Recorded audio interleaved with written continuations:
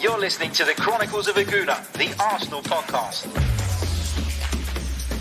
I'm Martin Tyler, and you're listening to Harry Symeou.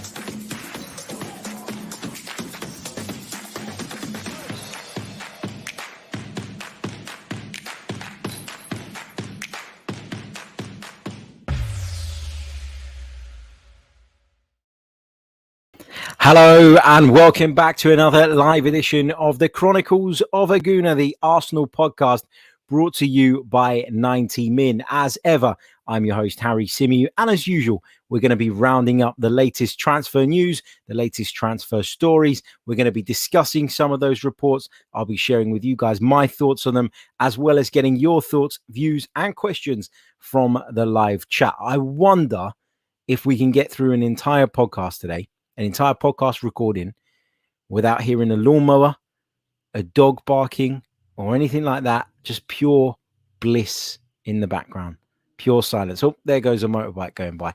Knew it wouldn't last very long. Right, let's get on with it. And of course, today, Friday, 16th of July, is the day that Arsenal have released their new home kit. Now, I just was interested to get you guys' thoughts on the new home kit, because I'm not a massive fan of it, but when I tweeted about it a few weeks ago and said that I wasn't a massive fan about it, that it looked a bit like an Ajax kit to me. I'm not sure about that bit down the side of white. I got a lot of kind of pushback from Arsenal fans, sort of telling me, no, actually, it's very nice. It's beautiful. What's wrong with you? It's you, not the kit. And I kind of talked myself into thinking that, yeah, maybe it is me and not the kit. But the more I look at the kit, and I'm going to share it with you guys now on the screen for those of you watching on YouTube, the more I look at it, the more I think I was probably right. I don't know. It's just my personal opinion. I can't get behind it. I'll tell you the bit I don't like. And looking at this picture now, the blue stripes across the top, where has that come from? I mean, I think that would have looked so much better in white. I don't mind the little bit of blue trim around the bottom of the sleeve. I'm not a massive fan of the shorts and socks either. I don't like the way on the socks in particular, the stripes go one way.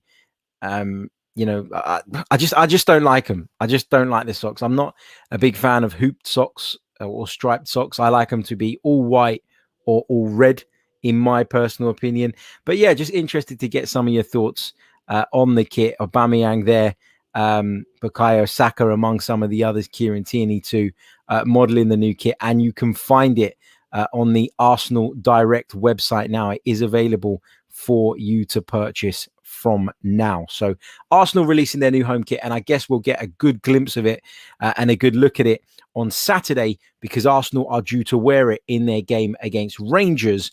And so sometimes in the past, I admit, I've looked at kits and gone, I don't really like that. And then I've seen it being worn in an actual match situation and the full thing in one picture on the players. And I've gone, you know what? It's not so bad. So maybe I'll feel like that on Saturday. Maybe I'll feel like that after getting to see Arsenal in action wearing that kit. But for me, initial thoughts, I'm not a massive fan. But on the other hand, I absolutely love the yellow one. I think it's beautiful. I've bought that one already because I like it so much. This one, I'm sure I will buy it. I normally buy the home kits, but I'm not rushing to the shops for it, if that makes sense. But that's enough about kits. That's enough about color schemes and stripes here and stripes there. Let's focus on today's big transfer story, and that is the reports linking Arsenal with a move for the Dutch midfielder Teun Koopmeiners. Now, Teun Koopmeiners currently plays his football for AZ Alkmaar in the Netherlands. He's a player that is highly rated on the continent, a player that a lot of you guys have mentioned in the chat box, actually, in the last few days, asking me if I like him. Is he somebody that I'd be happy to see Arsenal pick up? And the report comes from De Telegraaf, the Dutch media outlet, who are claiming that Arsenal have shown an interest in the player. Now, Teun Koopmeiners is, as I say, widely admired, and it's alleged that there is another Premier League club in the running to sign him. That Premier League club is said to be Brighton and Hove Albion. Brighton and Hove Albion, it seems, already planning on how they're going to spend that Ben White money. But Brighton are among the clubs interested, as are Atalanta, who have played some wonderful football under Gianpiero Gasperini in recent seasons and have Champions League football to offer to the player, which is something that strangely, well, maybe not strangely, but Arsenal can't. I mean, I never thought growing up that there would ever be a time when I was when I was looking at Arsenal and Atalanta and suggesting that Atalanta's ability to give somebody Champions League football over Arsenal would be kind of maybe the decisive point. So yeah, it's a strange time. But Atalanta, if you listen to the Serie A show, you'd have heard me bang on about them quite regularly over the last few years. They play football in such an exciting and expansive way. They've got a really good project going on there. And you can see why a lot of players are quite keen to join Atalanta. It feels like the perfect stepping stone at the moment between, a club that obviously are competing at the highest level in the Champions League and at the top end of Serie A, but aren't necessarily that glamour club. They're a good step in kind of taking your game up to the next level. Trying yourself in a maybe stronger league in the case of someone moving from the Eredivisie, and then using them as a bit of a kind of springboard to jump onto a bigger and more glamorous football club. But Atalanta in the running, Brighton are in the running, and the French side Rennes are said to hold an interest in the player too. Now, we've talked a lot in recent weeks when discussing William Saliba, Matteo Guendouzi, Houssem Aouar. We've talked a lot about just how much French football has been impacted by the coronavirus pandemic. And for that reason, I think Arsenal would probably feel quite confident that they could outbid Rennes. I think Arsenal actually would probably feel quite confident that they could outbid all of those three sides I've mentioned, Brighton, Atalanta, and Rennes. Arsenal have a bigger appeal than Brighton. I'm sorry that I'm going to say it. If you're a Brighton fan and you're listening to this, which I doubt you are, because why would you be? But if you are, I'm sorry, but that's just the way it is. Arsenal have a bigger appeal as a football club than either of those sides. But Atalanta's maybe ability to offer him Champions League football and the project that is going on there does feel like it is a kind of tool that Atalanta can use in terms of attracting players, because they have really sort of propelled themselves up among sort of Europe's elite and are highly rated. And there's so much kind of said and made of that project that they could be a competitor if Arsenal are indeed serious about going after Teun Koopmeiners. Now, he's 23 years old, and whilst he predominantly plays as a defensive midfielder, that's what we're kind of seeing from the statistics. When you look at where he's played, that is the position that's highlighted in bold. He is also capable of playing as a central midfielder, so not an attacking midfielder, but kind of a number 6. He's a number 6 and a bit of a number 8 as well. I think he can do either of those jobs, which would give Mikel Arteta some flexibility in terms of how he uses him as well. Because if you think about where we are as a team right now, there's been a lot of discussion as to whether Arsenal are going to stick with the 4-2-3-1 or if Arsenal are planning to evolve that into a 4-3-3. And Teun Koopmeiners would be someone that I think could fit into either of those two systems, and that might appeal to Arsenal. We talk about our midfield maybe not scoring enough goals, not contributing enough in the final third. That's certainly been a big problem for Arsenal in recent years. But Teun Koopmeiners has scored an impressive 35 goals in 114 Eredivisie appearances. Now, that's almost 1 in 3. For somebody who predominantly plays as a deep-lying defensive midfield player, that is an incredible statistic. It's really, really positive. He's also produced 12 assists in that time as well. So Teun Koopmeiners will add, in theory, something more to the side than what we currently have in terms of our midfielders contributing and maybe at times taking the weight off of the forwards when it comes to scoring goals and providing assists. Now, according to Transfermarkt, his market value as it stands right now is £14.85 million. So just below the £15 million mark. And I always say every time I quote a figure from that website, these are not gospel figures, right? These are not figures that you should look at and say they are absolutely 100% spot on. They are figures that are calculated based on a kind of formula that is in place And that's the value that they've come to. So just shy of £15 million. The report from the Telegraph claims that he could be available for around about £20 million. And it feels like this is another one of those opportunities that the coronavirus pandemic has served up to clubs who are in a position to spend money. You know, and it's one that we might be looking to take advantage of. I think that the midfield search has been, you know, the bit that a lot of us are kind of been concerned about so far, because we've heard a few names bandied about. None of those transfers have come to fruition yet. We think that Albert Lokonga's announcement is imminent. We thought that it might have been announced yesterday on Thursday. There were reports claiming that was going to be the case. It didn't happen. We do believe it will come in the next couple of days or so, but beyond Lokonga, it feels like Arsenal need to do more business and more significant business. And Teun Koopmeiners looks a decent player, and a player who would fit into the kind of new ethos that we're seeing. Players of a certain age, players with the potential to grow and develop and also maintain their sell-on value.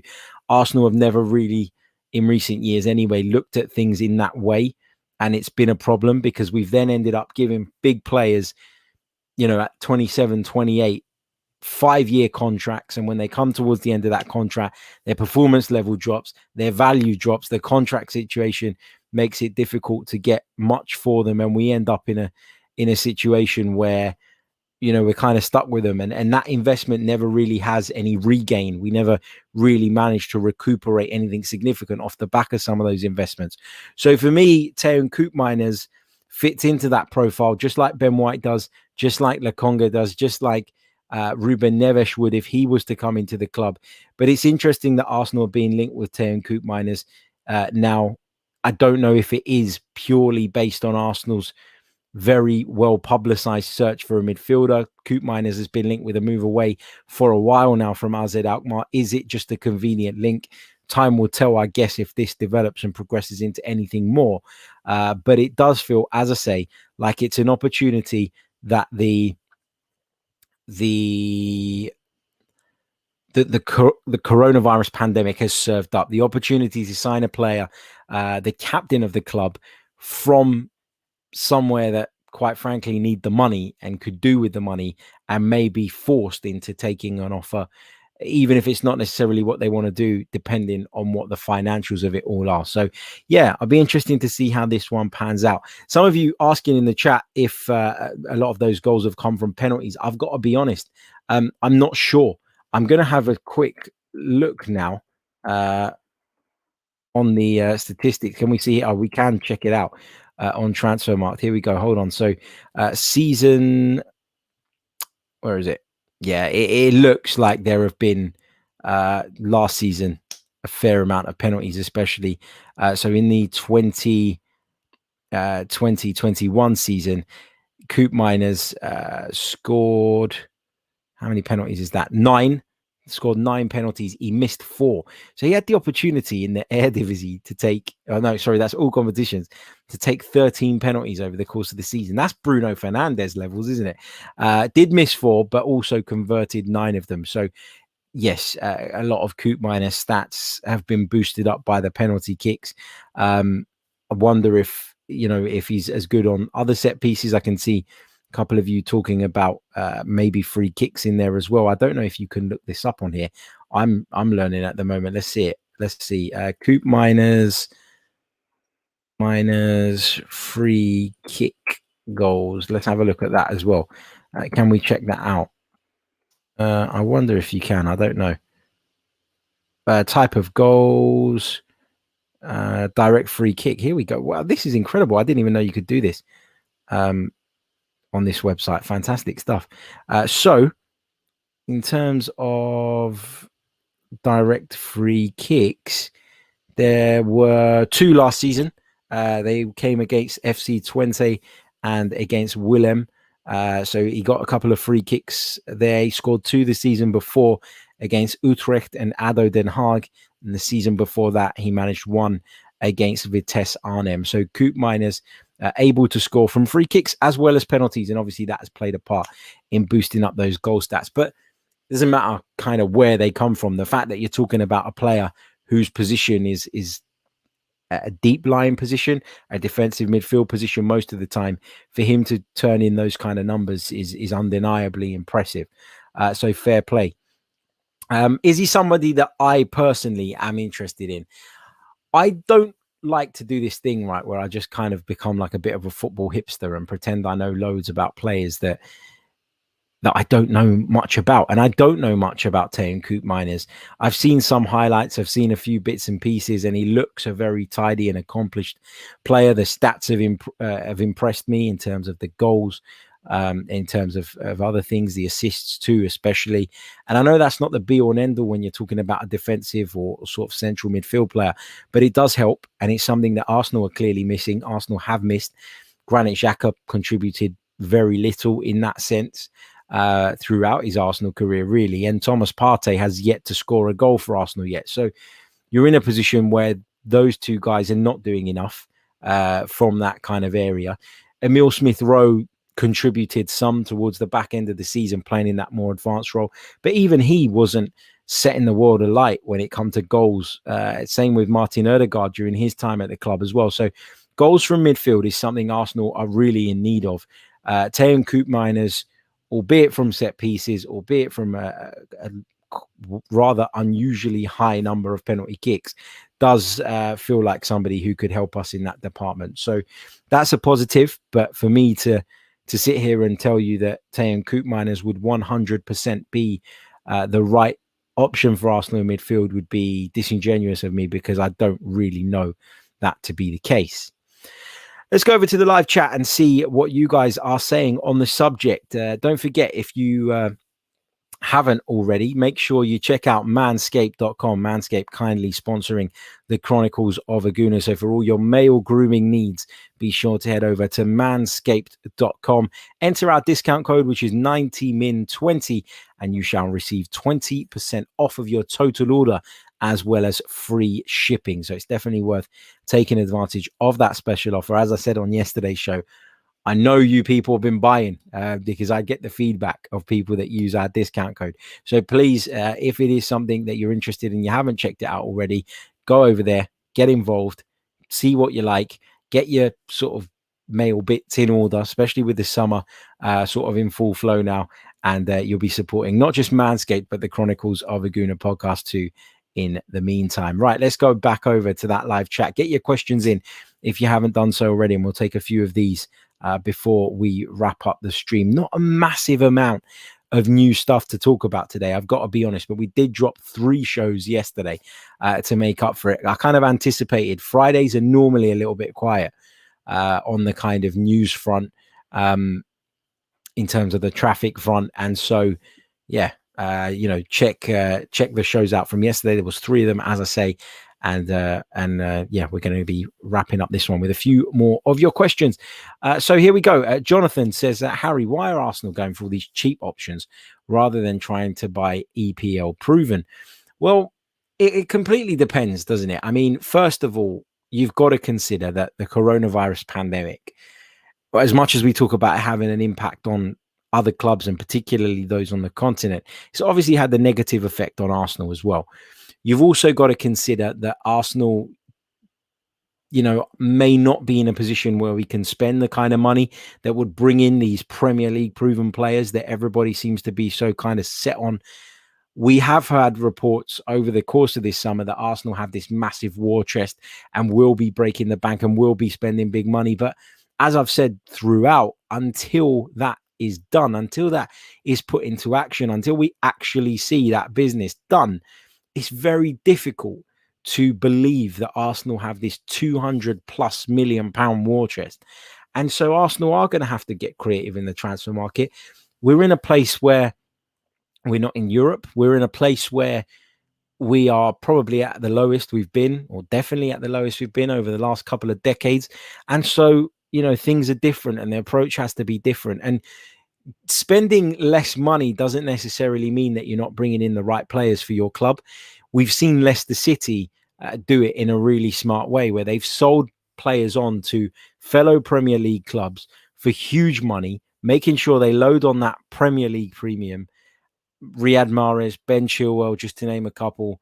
And then they've gone and spent that money cleverly, smartly, and wisely in foreign markets and brought in players who have come in and taken them up to another level. So good recruitment isn't just about spending the most money. It isn't just about kind of who's cheaper, who's more expensive. And it isn't always about being Premier League proven, in my view. I've always said that. I don't buy into that narrative. I think that if you're a good player, you will succeed anywhere. Yeah, it might take you a few weeks, months even to adapt and to adjust. But, you know, the price you pay for these Premier League proven players and the difference in the price between someone like, for example, Ruben Neves at 35 million and Koopmeiners at 20 million, that's 15 million pounds difference. I would personally prefer Neves because I know more about him, and I know that I don't know anything, but I feel more confident in the fact that he will succeed in the Premier League. But to the club, that kind of, it's not even a guarantee, but that kind of extra bit of peace of mind may not be worth 15 million pounds. The difference I'm talking about between the two asking prices.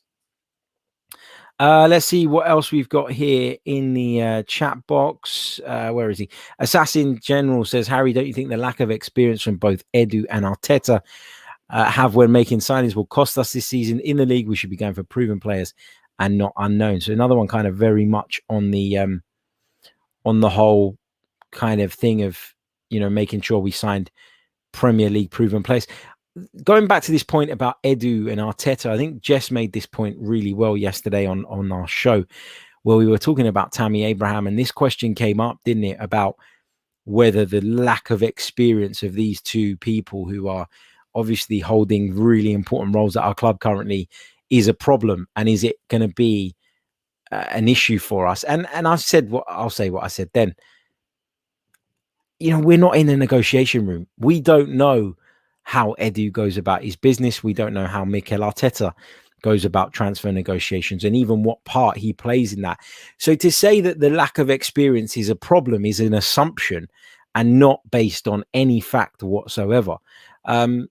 Arsenal have been in this position where we've been linked with tons of players and struggled to get certain signings out of the over the line for years, long before Mikel Arteta arrived at the club, long before Edu arrived at the club. And if you think about some of the people we did have in those positions prior, Arsene Wenger, for example, you don't get more experience than Arsene Wenger, but he couldn't get certain deals over the line. You don't get much more experience than somebody like Raul Sanllehi, who many of us were really pissed off about the business that he'd done, and it led to him being essentially ousted from the football club. So to say that there's the lack of experience is a problem in the transfer negotiations, for me, is an assumption and not based on any fact. And you know, correct me if I'm wrong, but there is nothing to suggest that their inexperience is a problem other than people looking at how long they've been in the role, how young they are maybe, and saying, oh, well, they're young, they must be inexperienced.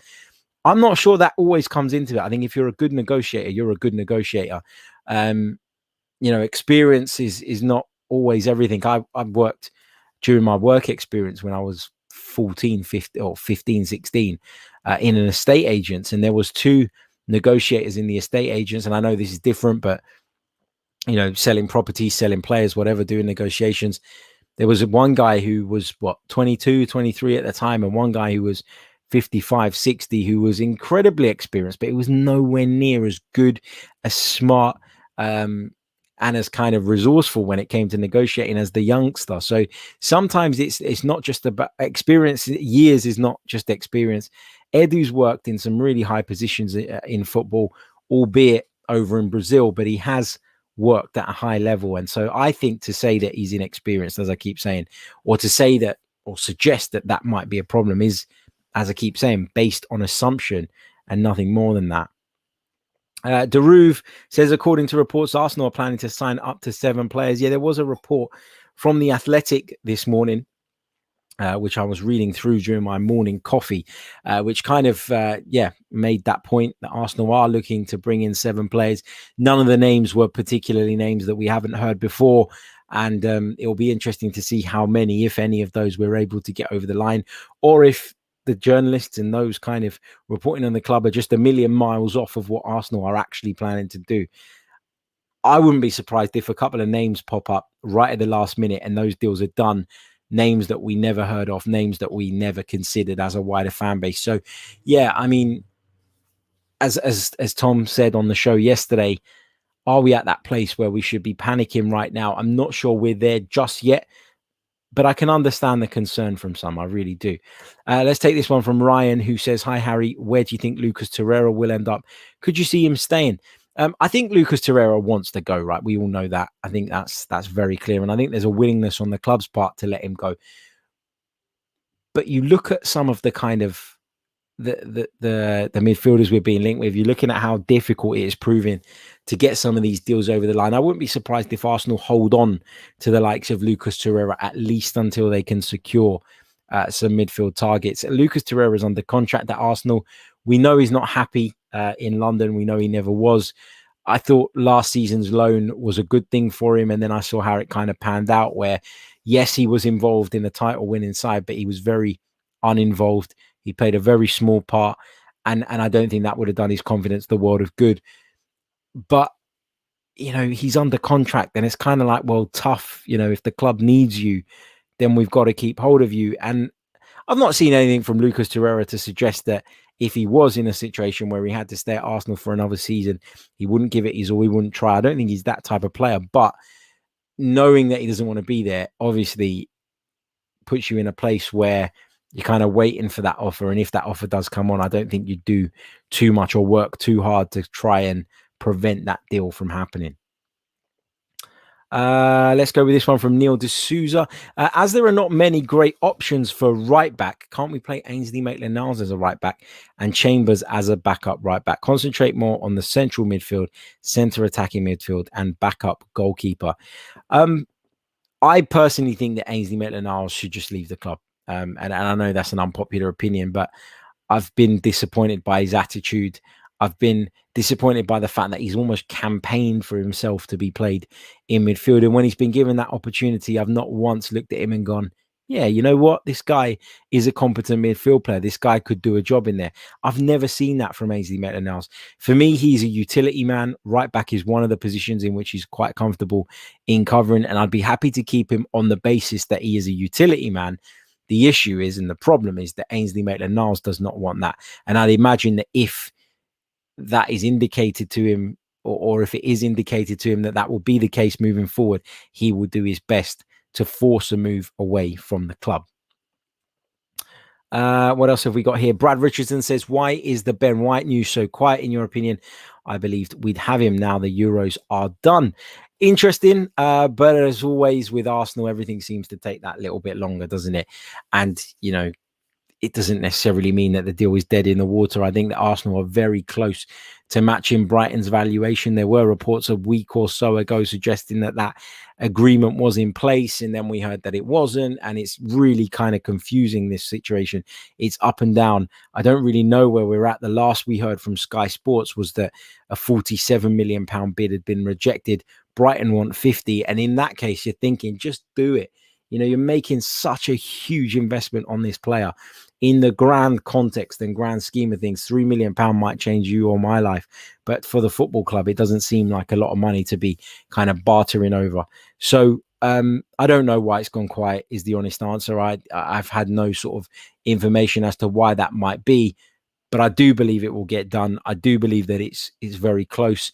And I do believe that with the player wanting to come to the club, that is obviously quite key as well in the whole negotiation.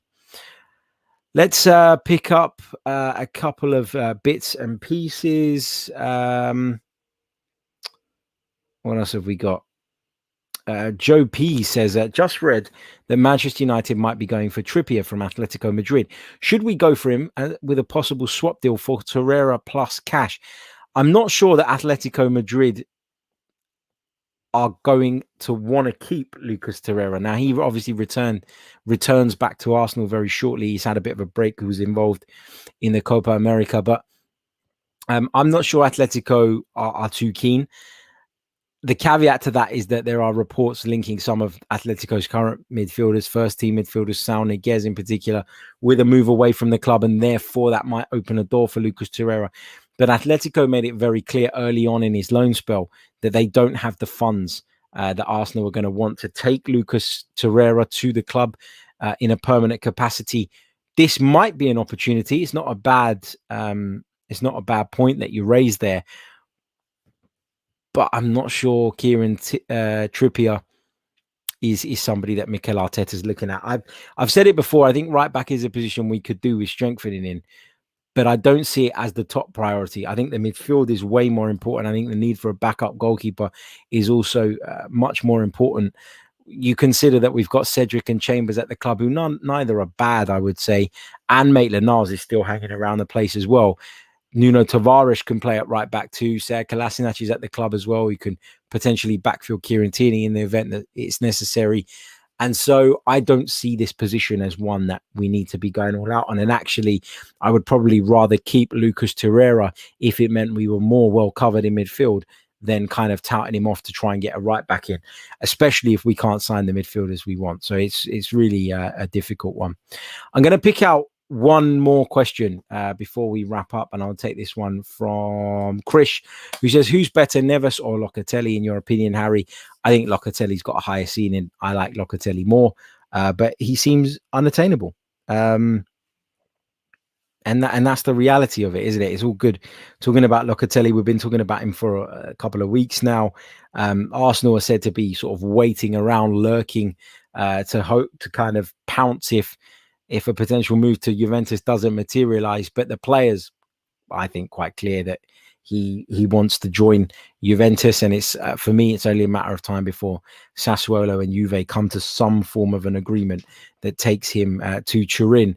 So I've kind of convinced myself, and I'm kind of resigned to the fact now that we're not going to get Manuel Locatelli. But in terms of which one of them is the player I would like to sign if I was given the choice, then of course Manuel Locatelli leads that race for me. Right, I think we're going to leave it there. Just a quick reminder, if you haven't done so already, please do hit the like button. I can see there are over 170 of you live with us at the moment, but we've only got 45 likes on the board.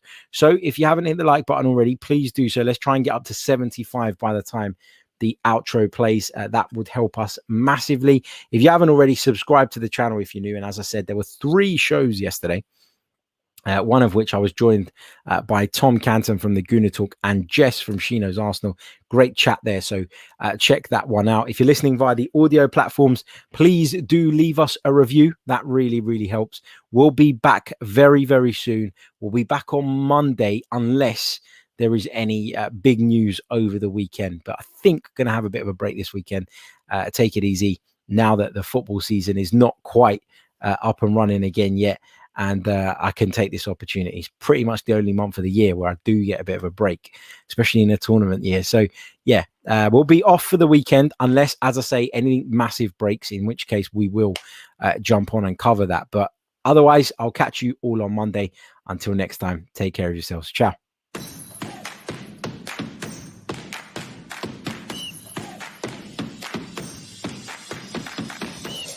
You're listening to the Chronicles of a Gooner, the Arsenal podcast. I'm Martin Tyler, and you're listening to Harry Symeou.